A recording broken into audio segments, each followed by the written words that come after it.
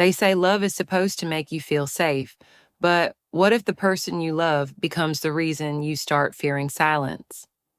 My name is Sarah Malik, and once I believed I had everything. Hill, my husband, was charming, successful, and everything a woman could wish for. Our wedding was beautiful, our home even more so. People would call us the dream couple, but dreams end, and sometimes they turn into nightmares. In the first year, Hill was gentle and caring. He'd bring me flowers, text me sweet messages, and make me laugh until my stomach hurt. But slowly, the man I married began to fade. He started coming home late. He said he was busy with work, but I knew better. His phone became a mystery, his words became colder, and his touch distant. I tried to fix things, cooked his favorite meals, planned small surprises, and asked him what was wrong. Every time he just sighed and said, "Sarah, stop overthinking, not everything's about you." But it was always about how I was no longer enough for him. Then came the moment that destroyed me. One night he left his phone on the table, a message popped up, a woman's name, a heart emoji. I froze, my heart shattered before I even opened it. Still, I needed proof, or maybe closure. So one evening I followed him, and there he was, sitting in a restaurant with her, holding her hand, laughing the same way he once laughed with me. He saw me standing there. Did he look sorry? No, he looked bored. "Sarah, don't create a scene," he said. "You were never enough for me anyway." That night, I didn't cry. I didn't scream. I just stood in front of the mirror and promised myself this would not be my ending. Because if he could betray me without regret, I could destroy him without mercy. Days turned into weeks.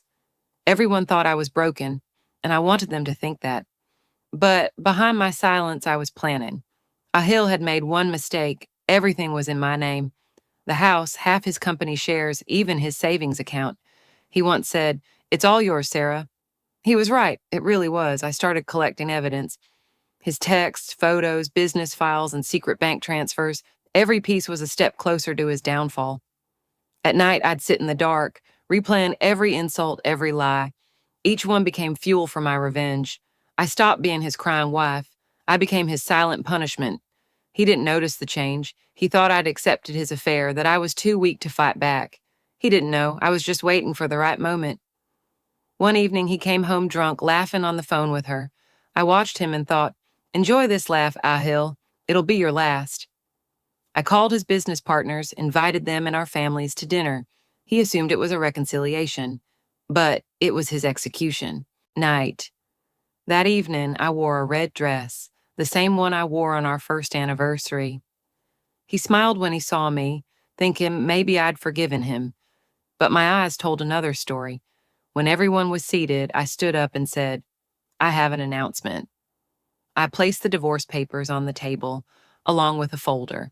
Inside, proof of his infidelity, fraud, and illegal transfers. "You wanted freedom, Hill?" I said. "So here it is. You're free from your company, your money, and me." The room fell silent. His face turned pale, and for the first time, he looked powerless. That night, I didn't just end a marriage. I ended his illusion of control. After that night, I walked away, head held high, heart finally steady.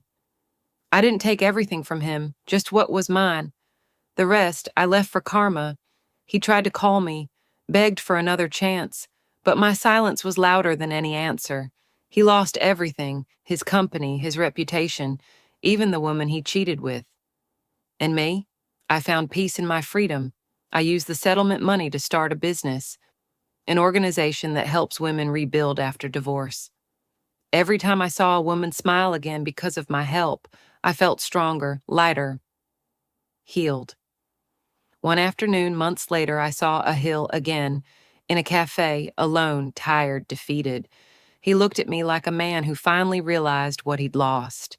He whispered, "Sarah, I didn't know you'd go this far." I smiled and replied, "That's the thing, Hill. You never knew me at all." I turned and walked away, the same way I had walked out of his house that night. But this time, my steps were not heavy with pain. They were full of power. Because revenge isn't always about destroying someone. Sometimes it's about rising so high, they have to look up just to see what they threw away. And that's what I did. I walked away from the marriage, but not without revenge.